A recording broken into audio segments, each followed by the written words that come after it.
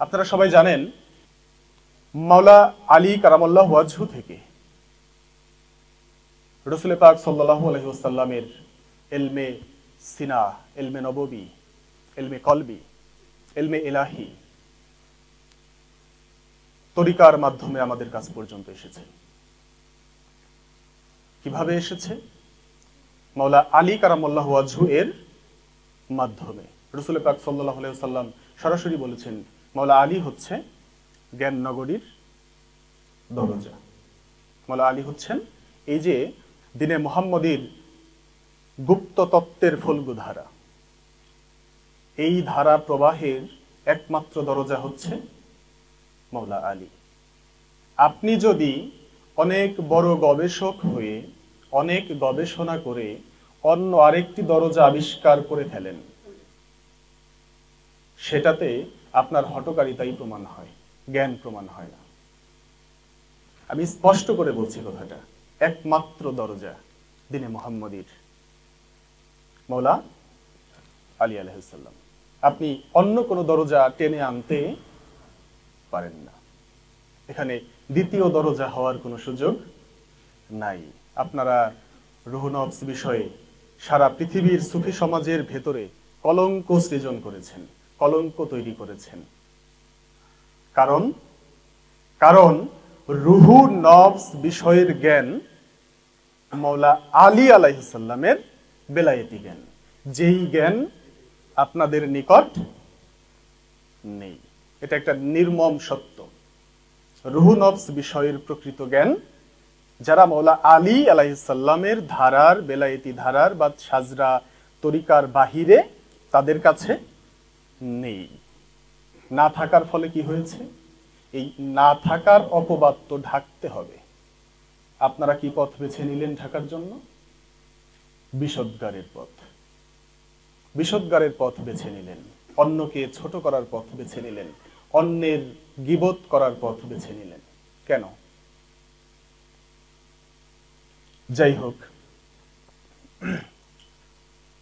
মাওলা আলী কারামাল্লাহু ওয়াজহু হতে তিনি এই ইলমে ইলাহির ফল্গু ধারা অর্পণ করেছিলেন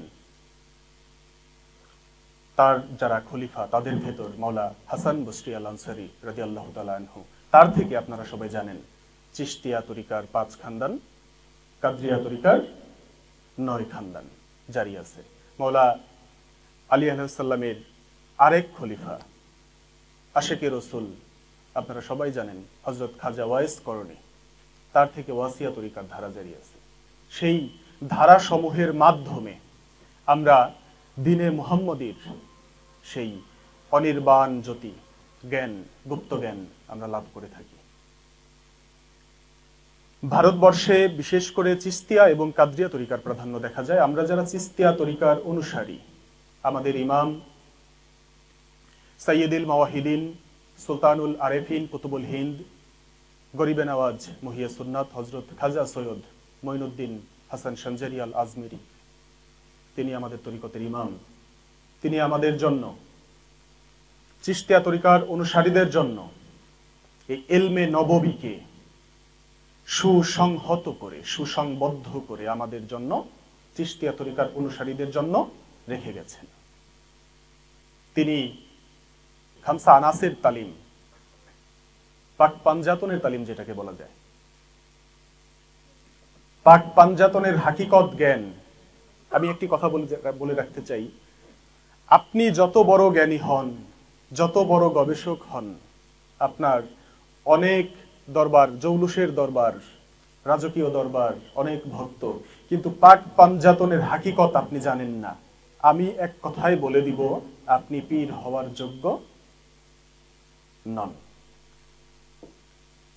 পাক পাঞ্জাতনের হাকিকতই হচ্ছে দিনে মুহাম্মদীর সবচাইতে গুরুত্বপূর্ণ মৌলিক জ্ঞান, ভিত্তি আমাদের ধর্মের, যেই জ্ঞানকে আত্মস্থ করে গরিবে নওয়াজ খাজা বাবা মঈনুদ্দিন চিশতি তিনি চিশতিয়া তরিকা প্রচার করেছেন।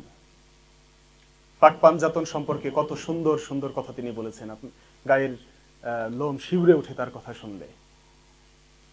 আমি হোসাইনের ঘোড়ার ধুলিকণা বলতে লজ্জাবোধ করি নিজেকে। শাহাস্ত, হুসাইন, বাদশাহ, এরকম অসংখ্য উচ্চমার্গীয় সত্য তিনি প্রকাশ করেছেন পাক পাঞ্জাতন সম্পর্কে।